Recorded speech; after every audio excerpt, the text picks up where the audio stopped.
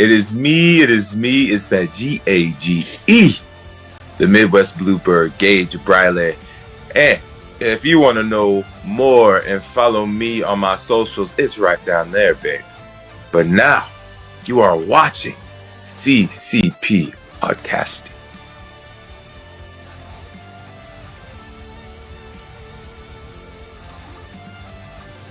What is happening, friends of CCP Podcasting? Welcome to Beyond the Bell Live on a Sunday afternoon. I am Chris Page, and that is the gimmicky one from the Netherlands. He's just a gimmicky goth. What's going on, bud? How are you doing this afternoon? I'm doing good. I mean, usually would be up and running for Wrestling Request Live, but we got a special show today, and we got a great guest coming back. So I thought, yeah, I'll just jump in and see what's going on. Well, you didn't think anything. I said, hey, man, you want to do the show? And you said, yeah.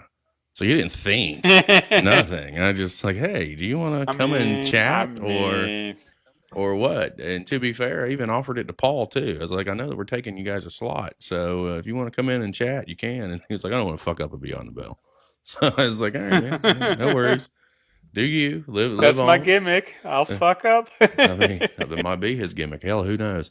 Listen, before we get started, we got some announcements to make. We got a lot of things happening, guys. We are less than 2 weeks. 2 weeks from Chapter 2 Next Level, our first live event of 2026, coming to us from Castleberry, Florida, right outside of Orlando. Huge names coming in for us from all over. Some of our affiliates out in Southern California. Primal Pro Wrestling sending out J2 Mattioli, the Pump Line, G4. Atlanta is bringing us Skrilla the Great. And of course, the one I'm really looking forward to seeing live for the first time is the young man known as Devious Cass, who's making some waves up in Jersey and Philly and the Northeast all the way around. So it's going to be a great fucking show. Got Tiny Tenali and Ivy Mercer hooking it up. Slade Porter and Noah Vale. Pump Line versus Kuda and Reese Maddox. It's loaded. Announced today, the Establishment Wrestling's Executive Championship is going to be on the line in a triple threat match as Mikey Spandex is going to defend the championship against Mo Malik and Max Danziger. Big things are happening for Chapter 2. It is going to be a wild night, to say the very least. And while we're talking about chapters, Chapter 3, right around the corner. We're headed to Southern California. We're headed to Los Angeles with our friends at Millennium Pro Wrestling and Primal Pro Wrestling to bring you Chapter 3 Good Vibrations. We've already announced 2 out of 3 falls, your main event. 2 of the best tag teams in Southern California, the Brothers Divine, hooking it up with a Pump Line. And as I announced, Goth, just the other night on Throwdown with Matt over on his platform, another match is out there for Southern California.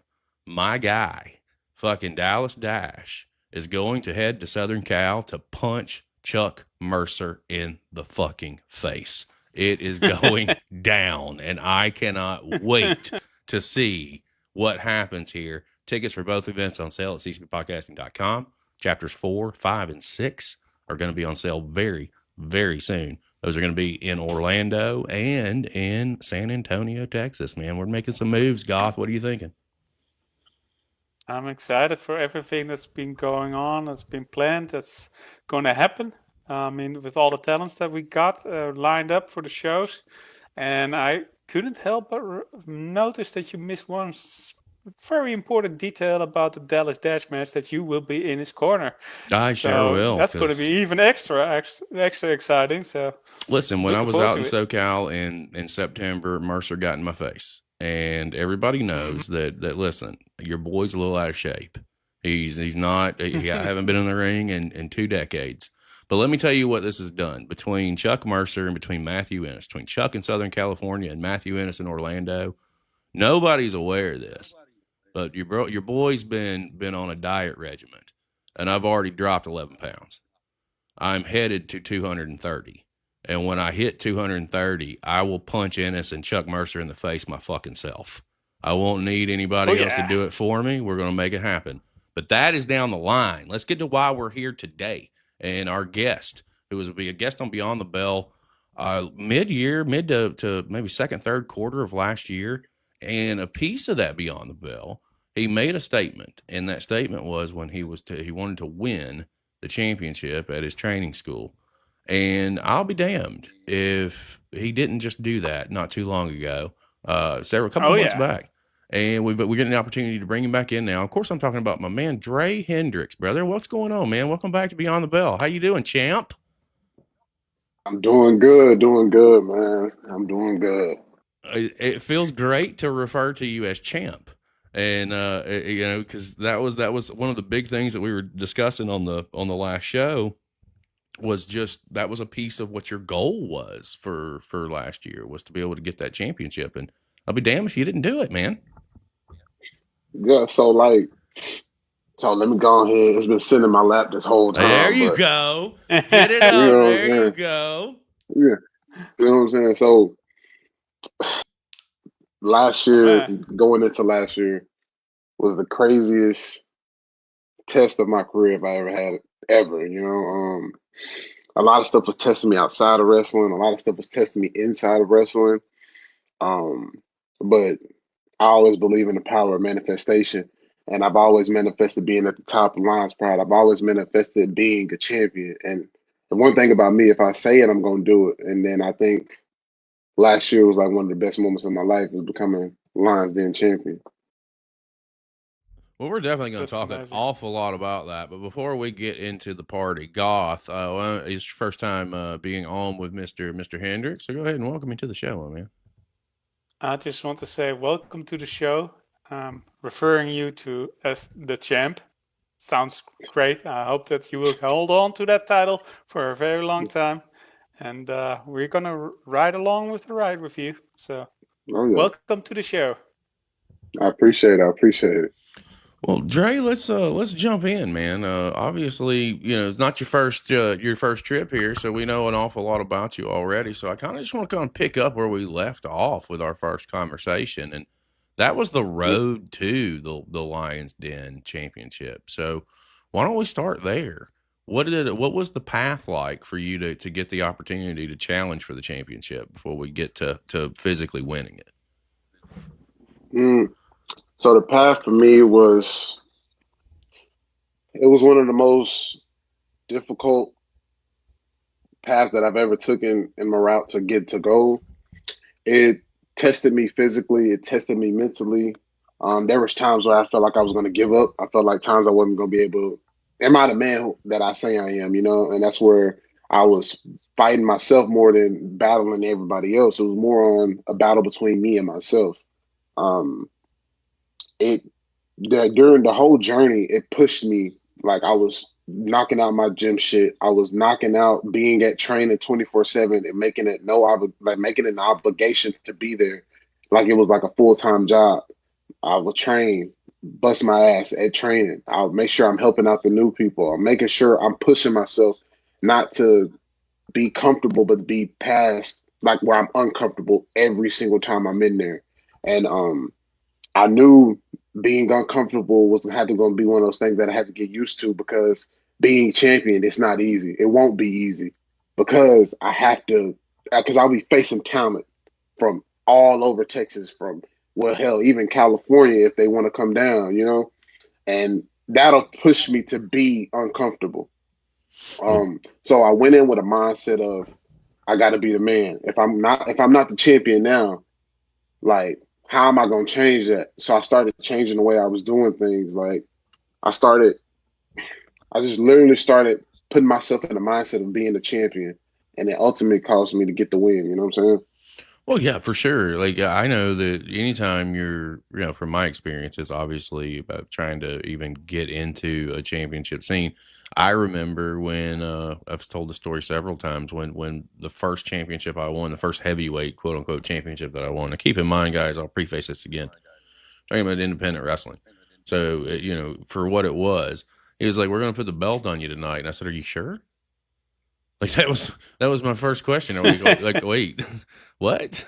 What? I mean, I'm fucking 18 years old. Like, the last thing I am is ready to be a fucking, heavyweight champion.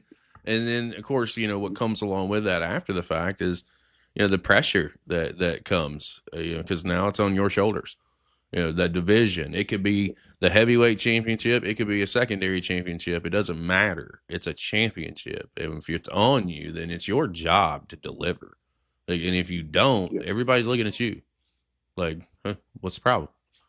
It's just one of those things. I get it. And the drive to get there, it can be breaking. There are definite, stressful situations coming into anything that has to do with professional wrestling, and to see that you didn't let it deter you is a very positive aspect of it. Goth, let me come around to you for anything that you've got right now. I'm just enjoying what you were saying about the mindset you put yourself in to be a champion. You got to think and act like a champion. So when that moment comes, that you can be prepared to be that way. I know I've never been inside the ring, so I cannot relate to the physical and the mental stress that you have been put yourself into to secure yourself that spot. I am one individual that likes to challenge himself to do more visible problems, stuff like that, and it does help me overcome a lot of things. So, what extra things that have you done to overcome the doubt that you had when you stepped into the ring, facing the champion for that title? Um, some stuff that I did was I would always, every time I wake up in the morning, I would look myself in the mirror and ask myself, do I deserve to be in this position? And then the night before, I was having major self-doubt. Like I was like, man, I don't deserve to be here. This is not my place. I don't deserve to be at the top of this division, you know? And then I kind of like got this is when I got emotional. I was just like, man, I don't deserve this. You know what I'm saying? Mm-hmm. But that morning, I woke up with a mindset. I'm like, you know what? I beat myself up all the time. Like, it's time for me to take control. I've always talked about having control when it came to any fed that I was in. I was going to have control. And I looked myself in the mirror that morning before I had that match that night. And I said, you have no choice. You're going to be the motherfucking man. And that's exactly what I did. I sat up there and I had to talk to myself a lot because nobody can motivate me more than myself. And I'm a firm believer in I got to be the one to motivate me to do something better for myself. I can't get Mm-hmm. outside motivation. So I will always say me having conversations with myself and always reminding myself of who I am and what I've done to get to this position, all the sacrifice that I've done and gave away and everything that I've done all led to this moment right here. It led to me becoming the man. And one thing that I love about myself is because if I need it, I look to it for myself. I don't look towards other people to give me what I need. I look at myself and I'm like, hey, you're the one that needs to step up. You need to be the one that needs to do the next step. You need to get out of your comfort zone. You need to do this.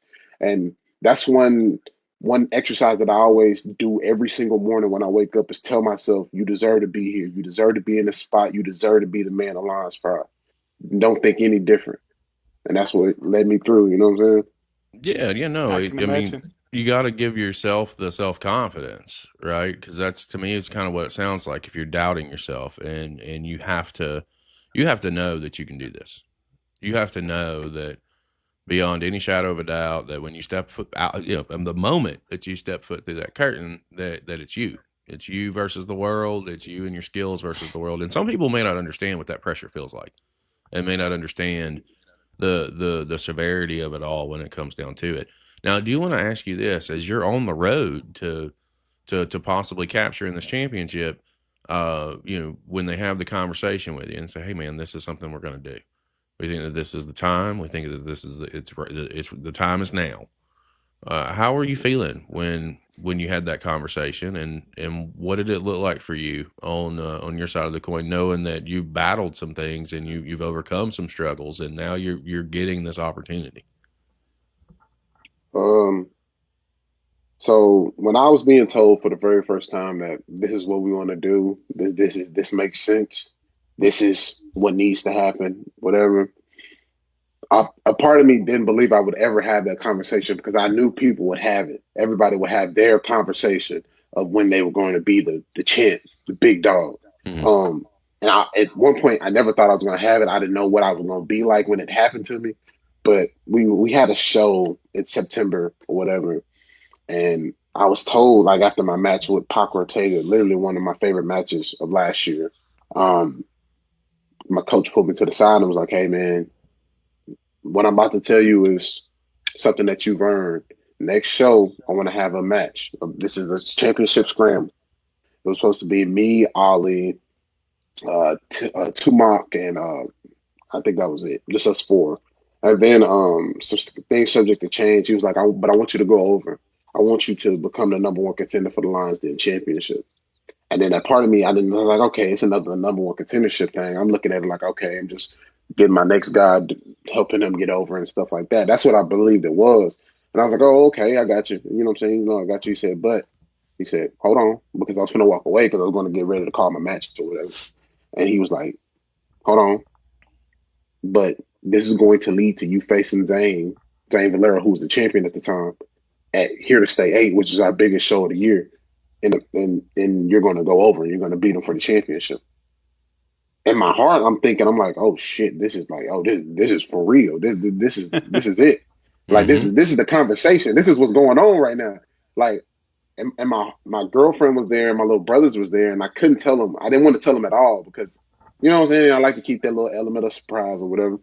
And when I tell you, my heart kind of skipped a beat because I was like, damn, like this is really happening. This is for real. You know, like I couldn't even think about the match because I was so excited about November. You know what I'm saying? And then like I was just like, you know, it was he always believed in my talents, and he believed that I've always been a hard worker and stuff like that.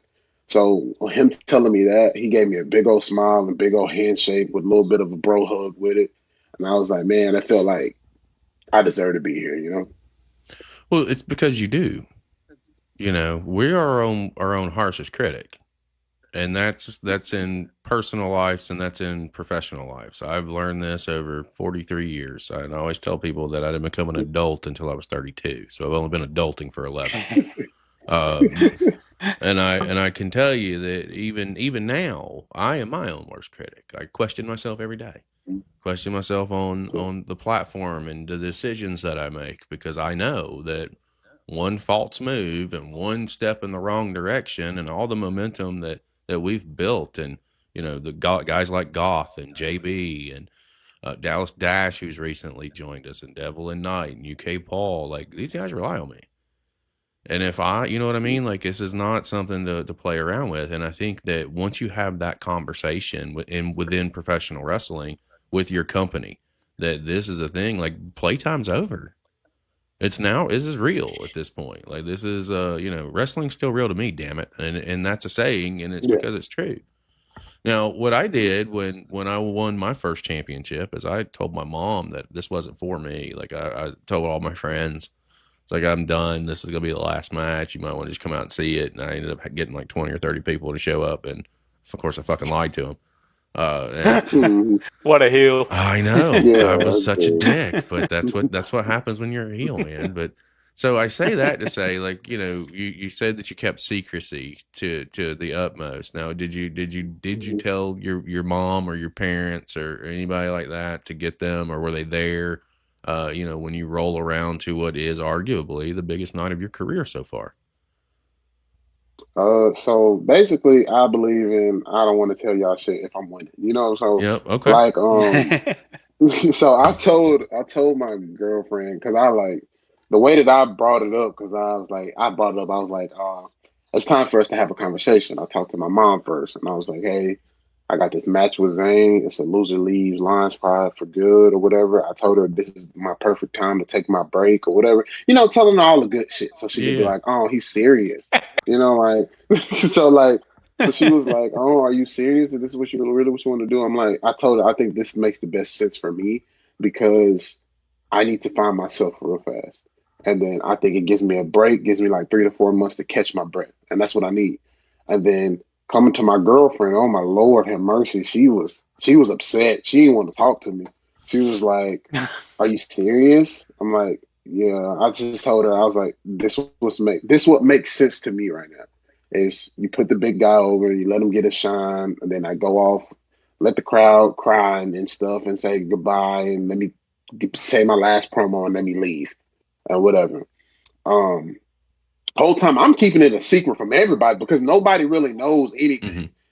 So my girlfriend, she was upset, but I was like, I want you to come. I want you to bring your mom, your dad, your brother, your sisters, all of them. I want you to bring them out. I told my mom, hey, can you bring my aunt? And then my homeboy Alex, he came through, and my little brother Bean, he came through, and my baby brother Gigi, oh Lord, he was crying because I just told him what was gonna happen. He was crying. He when he saw me walk out, he was happy, like, oh, that he's coming out, Ray's coming out. Oh, but when he saw me, he started crying. And I was like, Gigi, what are you crying for? He's like, I know you're gonna lose. And then whatever. I gave him a hug while I was doing my entrance and stuff. But they were all upset when they seen Zane put the ladder on top of my neck and like started to go up. They was like, "Oh, this is it. This is it." My girlfriend started shedding tears, but when I like kind of like muscled up and threw him off the ladder into the table, and then I climbed up and I actually grabbed the motherfucker, the whole like crowd just erupted. It was crazy. Everybody was like, "Ah!" It was so crazy because like they believed that I was like going to lose. I was done. I was quitting. I was giving up on it.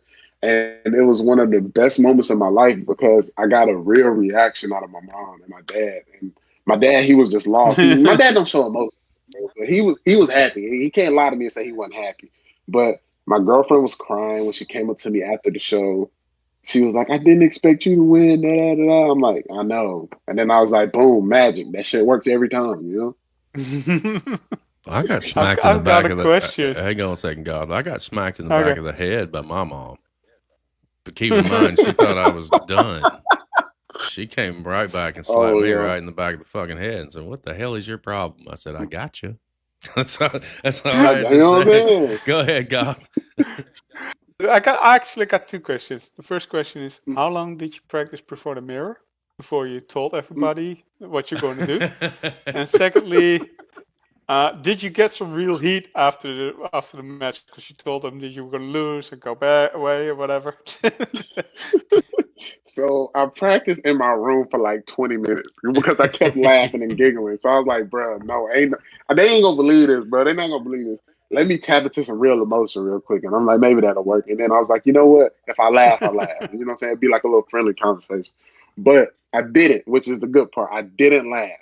So I practiced for like 20 minutes in my room.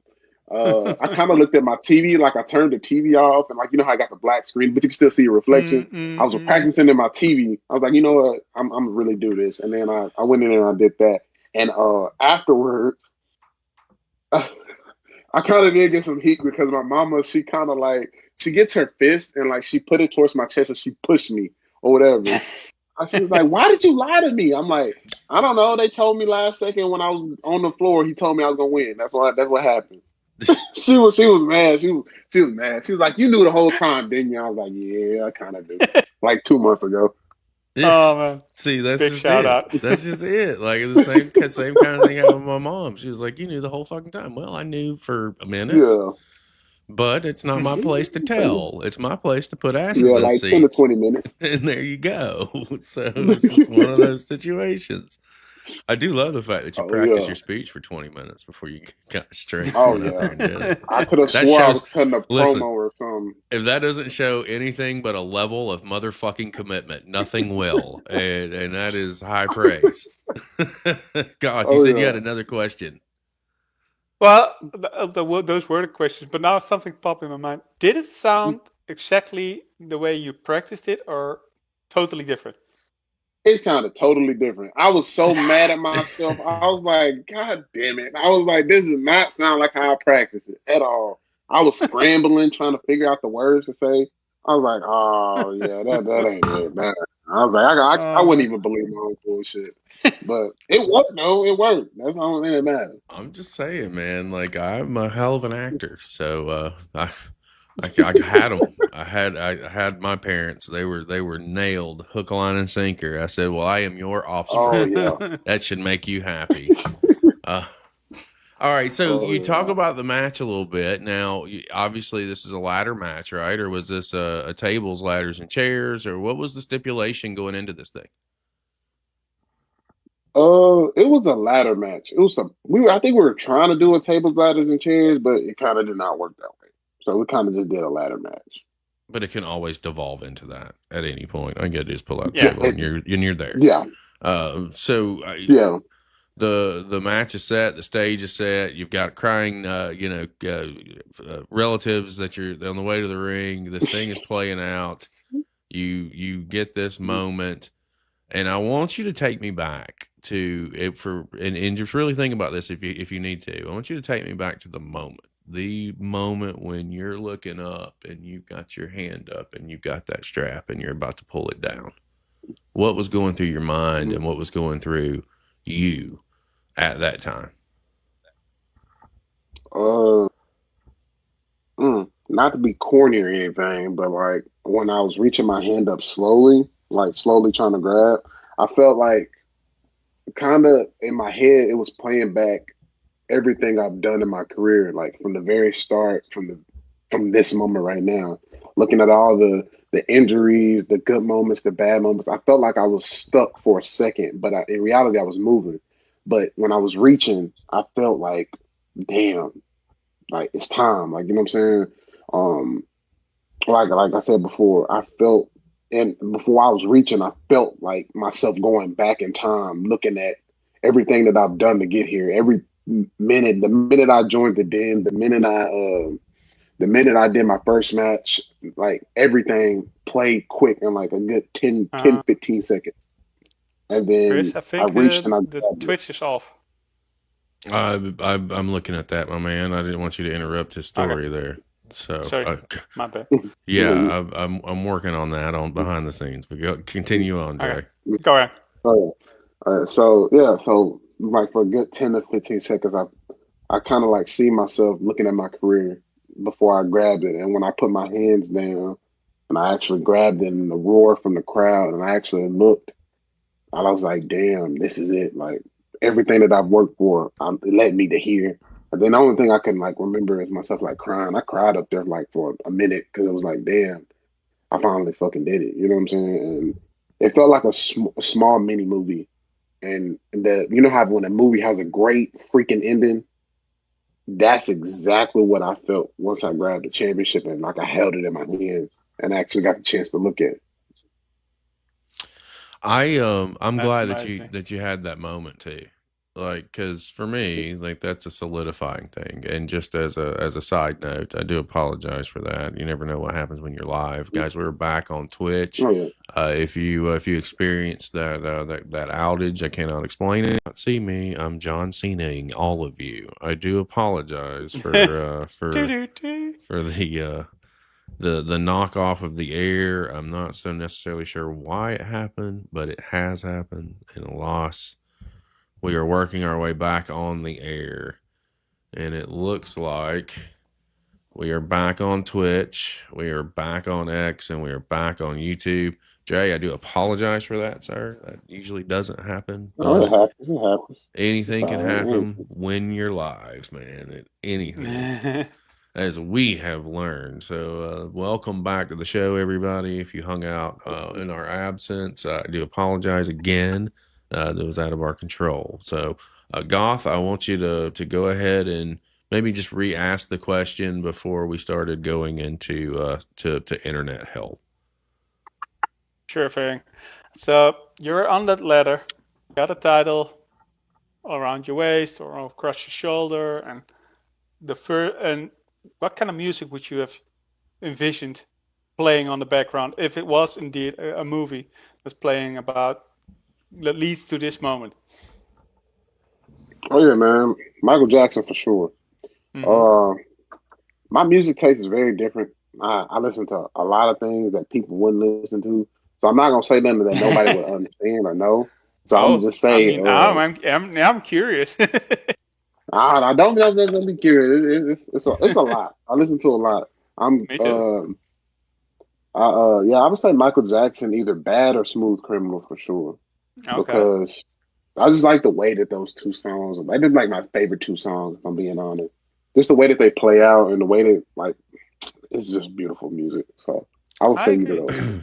I You know agree. what? Do you know what mine would Uh, be? Goth. I'm gonna have to answer that question What? too, just because it's in my head. How do I live without you? Oh my I won't lord. pull that belt down. I want to know. Oh my There lord. was an opportunity. I had to take it, man. I ain't even mad at it. to be honest, I would have thought you would have used "Simply the Best" from Tina Turner, but Oh, I mean that's there. No ma. That's another good choice. That is a good selection. But Oh. I think yeah, for to get back on track again, guys. I know all of you are loading back in the room. I do appreciate you guys coming back. I can't help the fact we got kicked off the air, but we're back now, guys. But I do really want to be serious and get a little more serious. So as you get the championship, obviously in November. The holidays were a thing. They've come and gone.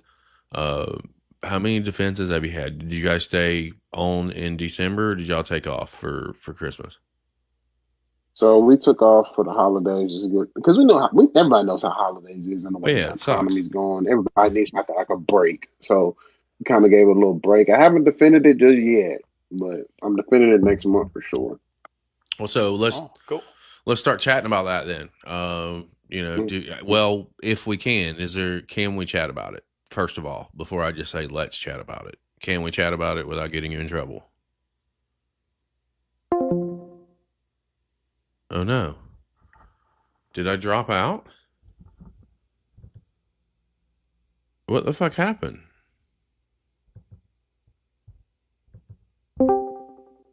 Went back. I don't know what the fuck happened. I have no idea. We're still on the air, by the way. They continued to hear me. Yeah, we're still on. God damn, Dre. We're gonna have to run this back just because of all the motherfucking issues. This is ridiculous. Goth, your camera is down, so you're gonna have to pop out and pop back Yeah, I in too. noticed. Okay, We'll I'll get our just shit pop together, back guys. It's in. not like we're fucking amateurs here. That's the way it feels right now. It happens. It's just technology. Yeah, we got as I was asking you, and I'll continue to maybe re-ask the question. What can we chat about that won't get you in trouble, or would any talking about anything like this be a bad thing? No, you can talk about anything, man. I'm open to anything. Okay, well, what can we talk about with the upcoming title defense?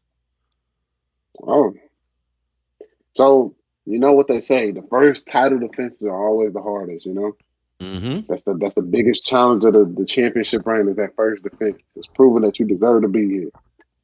My first defense is against Rocco Montana. He's based out of Dallas. It's one of the. He is an amazing talent. He's somebody that I've always wanted to wrestle, and now that I get to wrestle him as my first championship, he's my first defense ever of any title reign I'm going to have future. He's the very first one, and that means a lot to me because I know how hard he works. I know how hard he wants this, and I know how good of a match me and him can have, and that's going to test me for sure. And that's something that I'm waiting on. You know, I'm waiting on February 21st. Well, now the work really begins. Yeah. They've always said that it's easy to get to the championship. It's a whole lot harder to get to maintain it. It's easy to get to the top. It's harder to stay at the top. This is where the real work begins. So, what are you doing? In preparation of to get yourself ready, because we're a little over a month away. I would imagine that you're in the gym. I'd imagine that you're logging some ring time and getting maintaining tip top shape and getting yourself prepared. But what else are you doing outside of that to get ready to rock and roll here? Because really and truly, this is for the first, and you may not know this yet because you're going into it. This is a very, very crucial and critical match for you. It's one of those that solidifies whether you belong, right? Like, it's something that I would question myself when I would win the championship for the first time, because now it's more the pressures of, all right, I got here. Now I have to prove that I have to stay here. Are you feeling any of that right now? Oh, ever since I won the championship, I felt that way. I felt like it has to be. This is like a proven match to me. I feel like I'm proving myself again. I know that I've proven myself as like just a challenger in general, but like this is a different aspect for me. I'm trying to prove myself as the champ, as the man. You know what I'm saying? Um, it hits it like it circles my mind every single day about damn, I need to stay on it. I need to continuously stay consistent because anybody can come for me. Anybody could try to knock me off my pedestal when it's time for me to face them for this championship or whatever it may be. If I'm not ready, I don't deserve to be here. If I don't stay ready, I don't deserve to be here. You know, um, I have that mentality of if you stay on your shit, you don't got to get ready for nothing. And I've been doing exactly that. I've been staying on it. Like it never once in my mind thought about the next title defense or this title defense. This first one is locked in on my brain because I know this is a proven test for me. It's testing myself that do I deserve to be in the spot. Go ahead, Goth. I'm loving it.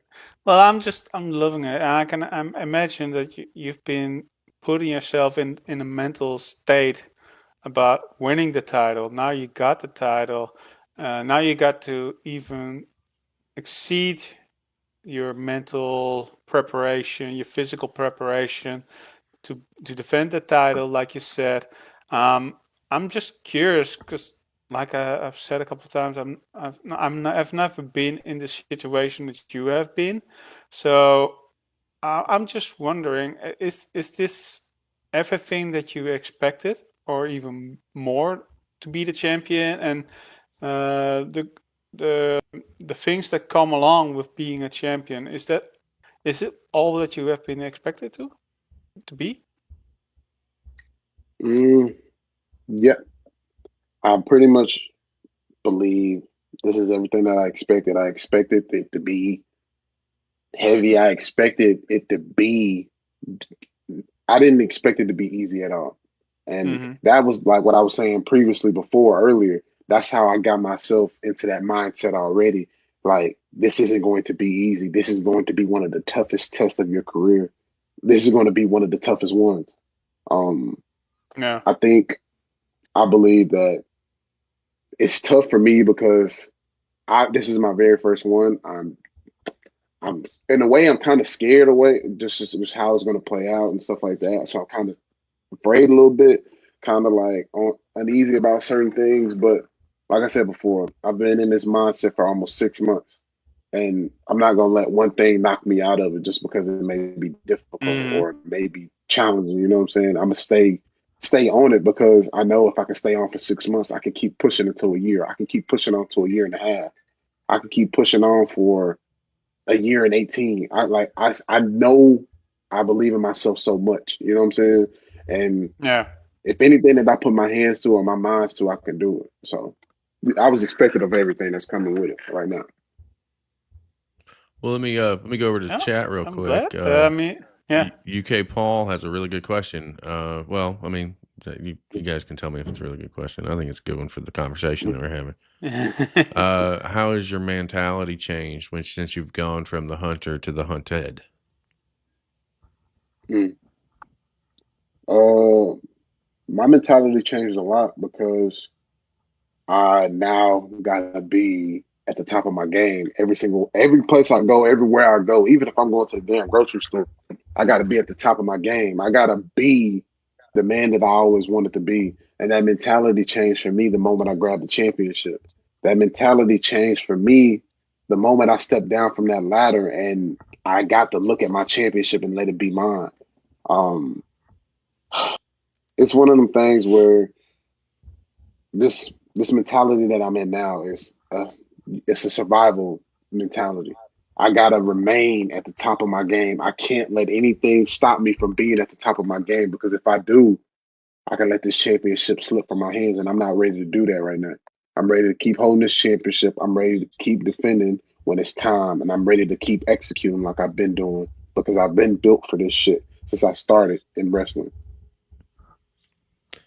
I'm just curious because you said a moment ago that you're scared. In what way does that express itself? That fear that just mentioned. Man, the fear comes from not being able to live up to expectations, and Mm-hmm. that's a fear that any champion, I don't care who it is, will have that same fear of not being able to play the part that they were put into or play that role that they were given. And that's a big thing Mm-hmm. that's scary for like anybody that's a champion right now. Like I promise you, anybody in WWE probably had the same fear, like of not being able to be the part. Yes, you can have the confidence from voice all the time, but in your mentality and your mental is one of the worst places because it'll really challenge you the most. And that's what kind of, like I said before, scares me because like I want to prove that I belong in this spot, and I don't want it to be I do all this and then something happens and I don't deserve to be here, and that's what scares me the most. Yeah, I can relate to Well, the same thing on different situations. Yeah. that Oh will yeah. that will slowly start going away. Like again, it's a part of building confidence. It's a part of building confidence in Mhm. yourself. It's piece of the ball game to be in a challenging role or to not have the championship. But like I said, it's something different when you are, and it's you versus you at that point, and you are your own worst enemy sometimes. Like you can get inside your head. You can, and I've seen it. I've dealt with it. It's happened to me. I get it. I totally understand. Because what you guys don't understand or won't understand unless you've been in the ring, like again, it's on your shoulders. It's the success or the failure. It's looked at, and you're looked at as the reason why one way or the other. It's like being a manager at a job. You are the immediate scapegoat when corporate America says bye bye. You know what I mean? So it's like you're constantly feeling like you might be on a chopping block, or it could end here, it could end there. So I feel the fear, but from someone who has been there and who has done that, man, just don't eliminate it. Just you know who you are. You know what you're capable of. And as long as you know who you are, and as long as you know what you're capable of, fuck what anybody else has to say or think or do. You know what I mean? Like they're not you. They don't walk in your shoes. They don't live your life. You're very much capable. If you weren't, you wouldn't be put in the position that you're in right now. Right. And it is a big deal, and it is a big situation. And for you to be so young in your career and where you can be going and what you can be doing, the first is always made for the second. So what I used to tell people after I had won, my championship for the first time is just the first time around, enjoy it. If it lasts a day, fine. If it lasts a week, a month, but perfect. Enjoy it and learn because it's meant to put in the way I look at it. And the way I looked at it was I was only put in place to be the champion for the first time so that I could learn for the second time. And the second time is the run that matters. That's what I used to tell myself. So I could get away from, the stress of, oh my God, there's only X amount of tickets sold for this show on Thursday, or there's this amount of tickets on Friday, or what can I do here? Or who am I working with? And how can I make them look good and make me look good and do the whole deal? There's a lot that goes into being it. And there's a lot of trust that's put into you. So I feel you, man, and I get it. And I'm looking forward really to see what the road looks like on this road as you're the champion right now, the Lions Den champion. I pronounced it correctly. I did. Yes, There should sir. be Yes, sir. check for that.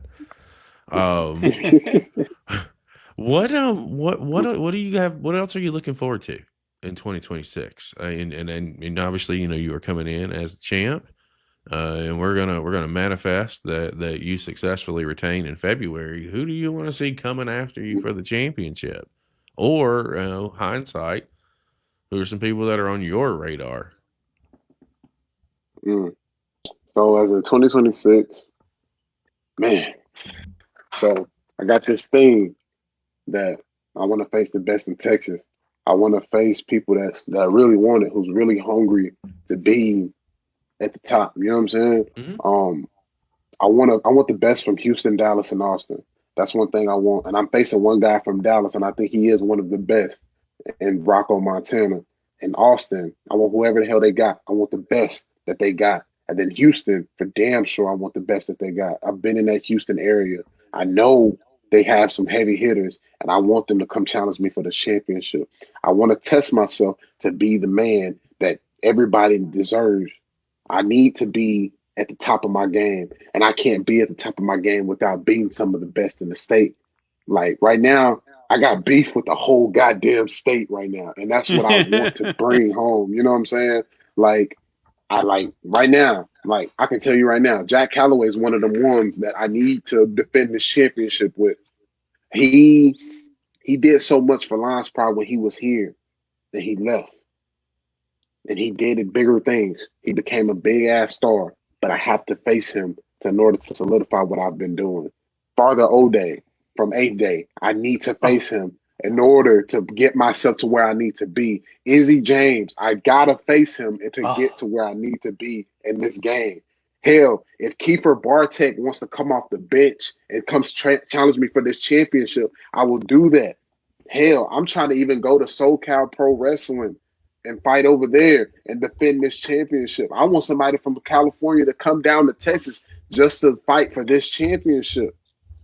Oh, Like, I have so much that I want to do with this championship. I want to prove that this is the championship to have in Lions Pride. For the last year, this championship has main evented more shows than any other championship. This is the championship to have in Lions Pride sports. You can't tell me any different. The crowd says it too. This is the championship to have. And right now, I'm the man who has it.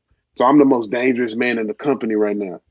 That's why they say my name is on the deed of the pride because I run the whole goddamn pride lands. All of it belongs to the certified playmaker. You know what I'm saying?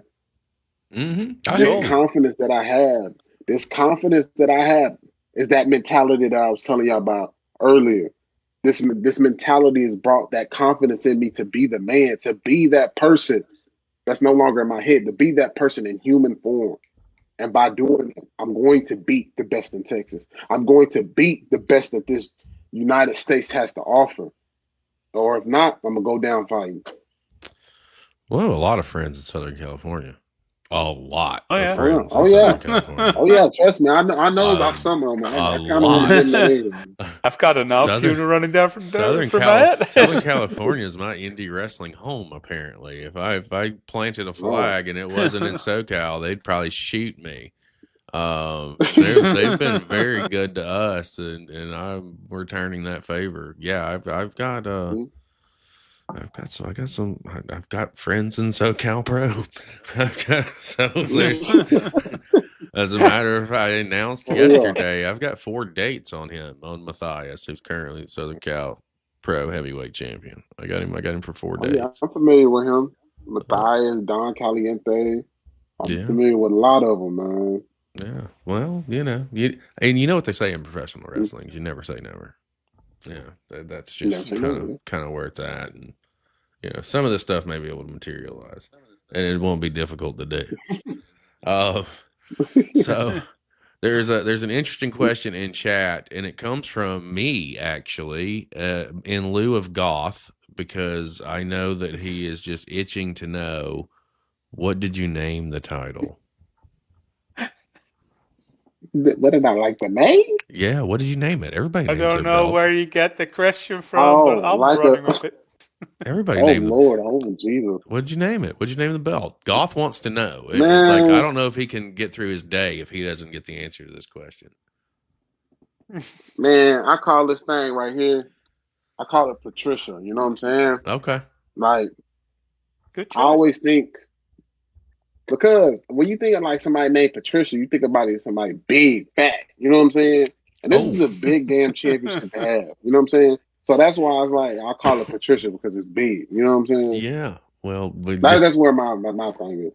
I got you, but you know, that is no. We do not say that.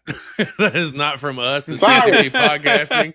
That is Sorry. the view. We Sorry. are made for children, apparently. We're not Sorry. made for To all my children. Patricias out there, I'm sorry. If you forget. I'm sorry. Oh my God, Dre! I don't like getting I'm canceled. sorry. I don't like getting I'm canceled. Now, sorry. I'm sorry. Listen, we they've want tried to, 3 times back in another form to do the cancellation thing, and I just tell people, man, you only get canceled if you let people cancel you. So, Patricia's, we're sorry, but I'm sorry.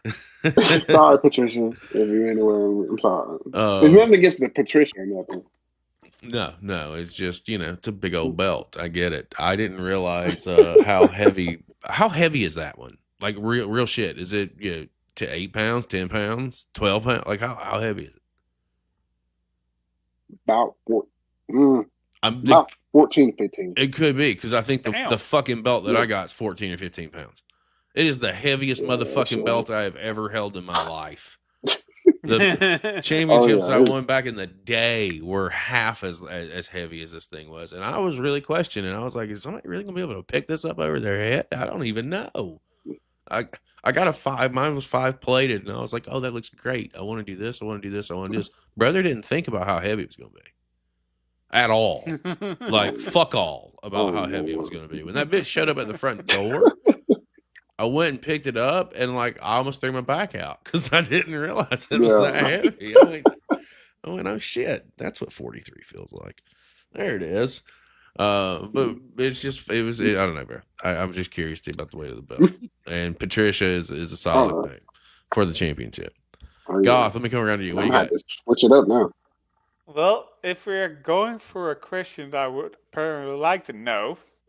You wanted to know that. That came into me. I wanted it to know, apparently. So I thank you for asking that question, You're Chris. so welcome, buddy.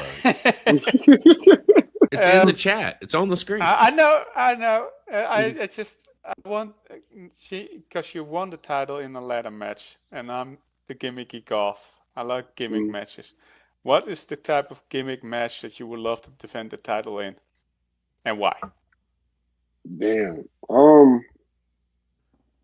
Okay, so this is because he's one of my best friends, Axe Manson. Me and him always talked about a lumberjack match, and it's something that we both wanted to do. And I always feel like, and during this reign, I would love to run it with Axe and have a lumberjack match with him, just because it's something that we've always talked about since we started. Was always having a lumberjack match, and also it gives me that moment with my brother to defend my championship against him. You know what I'm saying? I think it would be the biggest honor of mine. You know what I'm saying? Yeah, I love a good lumberjack match, so I'm for it. Oh yeah, I've never had one, so I just want to see what it's like. Is it really that bad or not? You know? It depends on who's on the floor and if you have friends or enemies. That's about what it. That's about how that one goes. That was one of the big gimmick matches back in my day, and that was one I've had a lot of experience with. Like, dude, it depended on where you were running, right? So, like, again, I'm originally from Alabama, so we were running Alabama, we were running Georgia, and a little bit of Florida, a little bit of Tennessee, and a little bit of Arkansas, Arkansas and Louisiana. So depending on where we were, if we did the fucking lumberjack matches, like sometimes they gave the boys like straps, like it was old school, right? It was like kind of like old territory shit. So the lumberjack match wasn't ever bad. It was just if they had the straps in their hand. If they had the straps in their hand, it was a bad day at the office for me. That's why I don't do chops. Oh, no. That's why I've been strapped and I've been chopped enough. No, you chop me one motherfucking time, I'm gonna open hand. Let's go. That's where it's at. Even when I get back in the ring, bro, I've already told the people that I'm working with, like, I'm telling you, I will be cool as a motherfucking cucumber about just about anything. But if you chop me, I am going to open hand chop you back, and it is not gonna end well. I have big mitts, and they cover a lot of space.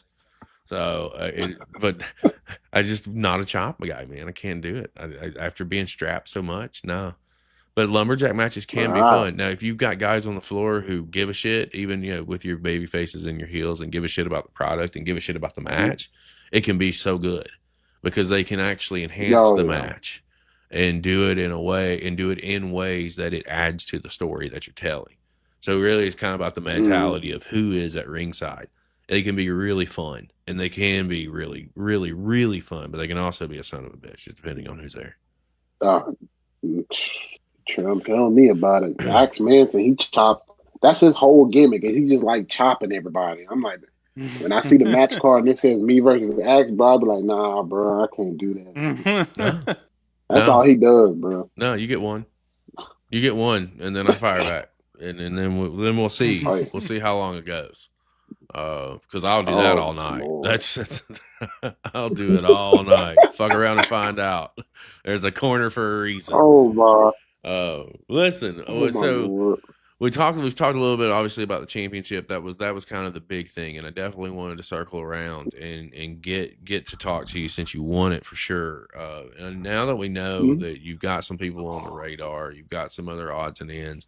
I'm kind of curious, my $1 million questions that I ask everybody. Has any of those answers changed from places that you're trying to get into to work, from people that we should be watching, from, dream matches that are out there for you or could be out there for you? Has any of that changed or and if it has, who else can you turn us on to?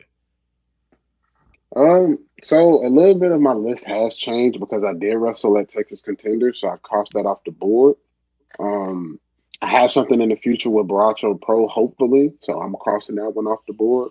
But I think for right now, won the championship, cross that off the fucking board. Cross that one off the board, get that out of the. Had a ladder match that I've always wanted to have. Cross that off the board. For me, I would say the list changed a little bit because I want to grow a little bit more. Sure. I think for right now, I want to get into SoCal Pro Wrestling, see if I can do some things there. Invoke Pro Wrestling is another one I want to get into. Ashe is another one that I want to get to. It's a black-owned wrestling promotion that I really like to touch base in. I still want to get on to Inspire Pro. And then I kind of really want to test myself with anybody that wants to give me a shot. That's kind of where I am. As far as talent and my dream matches, I kind of got my list down a little bit shorter now because I done wrestled some good ass talent in Texas on the road to this damn championship. But for right now, I can say Father O'Day is still somebody that I need to touch base and wrestle with. Izzy James is another one. Kenny Calypso, Prince Lee. He's a dick, but he's somebody that has always looked out for me. He's never did harm to me. He's always wanted the best for me. He's one. I would say Jack is still up there. I faced Jack a couple times, but I haven't faced him in this form yet. You know what I'm saying? Mm-hmm. To like a little bit more than where I've gotten. Right now, I still want to test myself against. I don't even test. I'm gonna beat his ass, but I want to beat Chris Chaos's ass. So, yeah. So I want to get Chris Chaos because I feel like me and him can have some. Because can we make a phone call? Yeah, call him real quick. Just tell him, hey man, impromptu. But Chris Chaos, man, I still think the guy is one of the most underrated freaking talents that Lions Pride has. When he popped out in our scramble match, the crowd went crazy for him. And like anything he does, like the crowd loves him. I think Chris is an underappreciated talent in Texas right now. He's one of my 3 that I feel like can really do a lot once he really taps into his potential.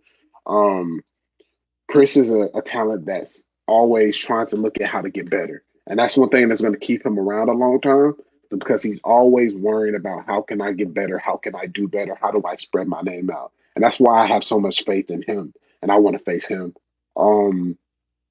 I would say Timor is another one I need to face because it's something that wrong. That guy's a motherfucking beast, dude. He is a That beast. dude is crazy. He is a Hell new yeah. Crazy. he is a new friend of the channel too. Both he and Yeah, Father O'Day, all the 8th Day guys, Father O'Day especially. That Oh, yeah. dude's fucking fantastic. I've had really good DMs Those with are him. like those are my brothers. Like they come to shows, they do stuff, but I still want to test myself against them. Oh, there's a guy called Chris Lethal Marcel. He's now Yep. he was the guardian for the 8th Day, but it's Chris Lethal Marcel. Now that he's doing his own thing, I want to test myself against him. And then Josiah John from Reality of Wrestling. Um, I want to test myself against Cappuccino Jones and stuff like that. The list it Oh. got down to 10, so I'm at 10 right now. But but those are the guys that I feel like I need to wrestle. And as far as guys that y'all should be on the lookout for, Chris Lethal Marcel is one of them. Guy loves the business. He's trying to tell a fantastic story with what he has going on. Jack Calloway, of course. Our guys need to lock him in. That guy's an amazing talent, and he loves this business. The guy, when somebody says they live and die by this business, I think he'll actually do it. Like he's so dedicated and loves this business. I will always advocate for Jack Calloway. Number 3, I think, is Kenny Calypso. Kenny Calypso, he's the most funniest guy that I've met on the scene right now. He is hilarious, bro. He reminds me of like my cousin. He's so hilarious. What's his name?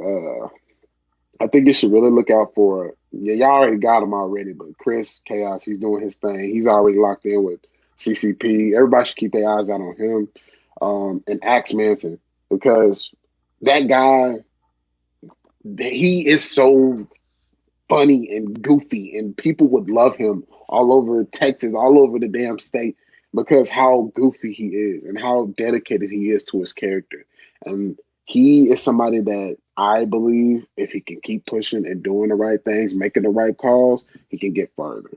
And then the Dream Team from New Texas Pro and Toxic Tour, Pac Ortega and Prince Lee. Those are guys that y'all should be looking out for.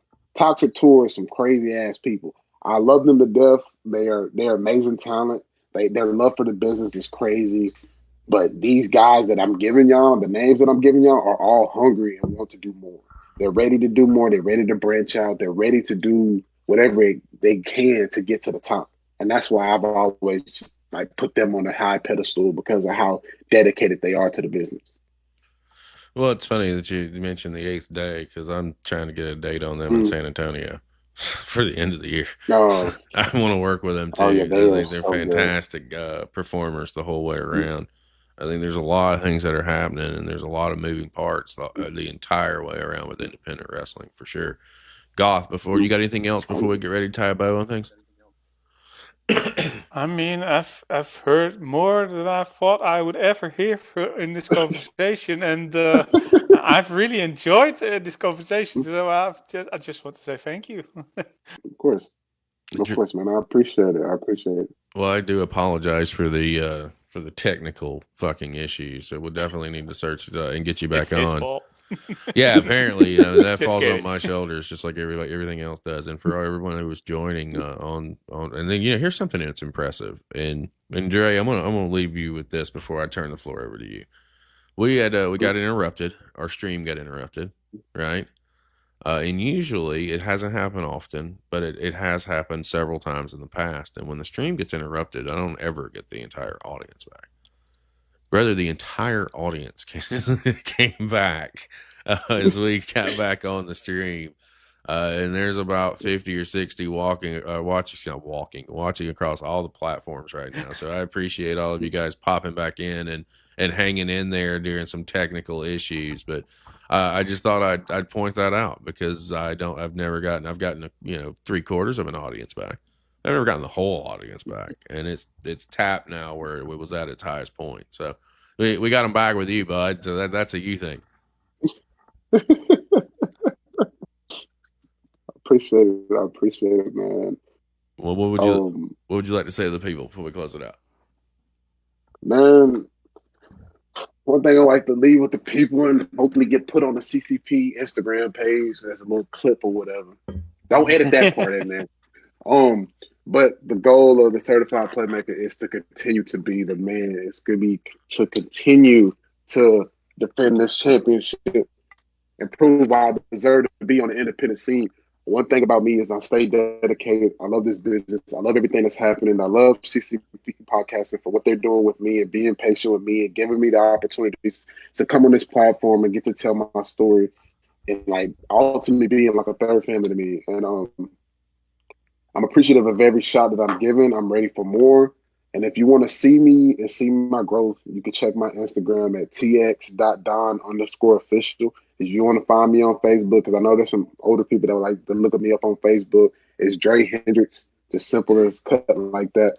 I thank y'all CCP for giving me the opportunity. Again, we didn't have to do this, but y'all gave me a shot and y'all let me come back on. And I'm always going to, every single time y'all have an idea or anything y'all want to throw at me, just let me know and I'll be here. I got you, my man. You know, we're always evolving and we're always moving forward. And I think I'd even told you privately because what you don't know is like I have a spreadsheet with all of our shows on it. And at one point in time, that show was that spreadsheet was pretty. It wasn't full. Let's just say that. Yeah. And now that spreadsheet is very full. And if I don't add times in on the particular show day, I will forget. So I had hit you up and I was like, I think it was yesterday. And I said, hey man, what can we do? Here's what I've got going on. When can we do what? And then I get a screenshot and you're like, bro, we've already talked about this, 3:30. And I went, yeah, we sure did. We did talk about that. It was 3:30. And I just had to come clean. I was like, dude, I need a fucking secretary. I don't know like what else to do. I have so many messages across so many platforms that I'm just like, bro, hold on. Give me a minute. I need a minute. And then that's where I was like, man, I put the date in, I put the show in, put the guest in. Not the fucking time. Didn't put the time in. So if everybody in chat wants to apply to be Chris Page's secretary, please do. Send I need him an to assistant. send an ID to his Instagram. I need an assistant. That is what I need. I need a schedule keeper and I need an assistant because this thing is not, I mean, and there's no stopping. Like it just continues to go. Like at some point I expect, so listen, and I'll be real with everybody. Like at some point I expected this thing to like peak, right? Like I just expected it to peak. Like that was just what it was going to be. It's not. It's not. And I think it's a good problem to have. Don't get me wrong. I'm not complaining about it by any means, but it's like, what the fuck? We're just watching wrestling. That's all we're doing. Mm-hmm. We're just watching wrestling and talking about wrestling. And now we're just gotten to a point to where it's time to show what we can fucking do. And to pull all the resources that we've been able to do over the last 2 years and build this platform to where it's at. 2026 for us is a huge test. We are doing live events. We do have stuff going on. There's a lot of people who have reached out. There's a lot of people who want to come and do stuff, and I understand and I get it. And I just where I'm at, it's like I can't do something with everybody. Money only goes so far, right? And what I'm telling people is like this is I don't even know if this is gonna fucking work. But if I don't try, then I'll always wonder what if. And I feel like our platform's authenticity and our platform's just overall realness of what we're trying to do and just how upfront I am with what I'm doing and how I'm trying to do it. I think that's what's drawing everybody in is because it's not somebody says, hey, can you bring a live event here? I'm like, hey, what does that look like? You know, at what point do you have a building? Do you have a ring? What's that rental cost look like? What kind of local talent do you have there? Who do you have there? Who do you have connections with? Because I have connections with a lot of people, and we can always make something work. You know what I mean? So it's crazy. It's independent wrestling. It's fucking crazy. I don't know why I went on a rant there. I didn't even have one for the show, so I guess I just got it. Gosh, what would you like to say to the people before we close it out?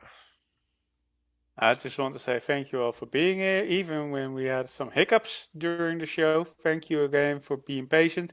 I want to say thank you for the champ, for sitting down with us, having this wonderful conversation. And I'm looking forward to see you all on the next show. That will happen a little bit later on today. So stay tuned. All right, Mr. Dre, it has been an absolute pleasure, my man, and we will definitely be circling around. I will get some projects together that we can work on. I promise it will happen, and we'll make some moves, and we'll continue to expand in some form or fashion. You never know. I already have an idea that I'll pitch to you here in just a little bit. But for Mr. Henrixx, again, the easiest way that you can show your support is by sharing, and subscribing. It has been on the screen the entire show right underneath him. He said it earlier. Text tx.don_official. That's where you can get him on Instagram. Hit that follow button. Check out what he's got going on. Goth is Goth. CCP Podcasting Goth, where you can find him on Instagram. You can also find him at CCP Podcasting Goth on YouTube, where he has a video dropping out today. And then we're, of course, CCP Podcasting over on Instagram and YouTube. So, guys, for my guest today, Mr. Dre Henrixx, for the Gimmicky One, Gimmicky Goth, I am Chris Page saying we will see you in about an hour and 12 minutes.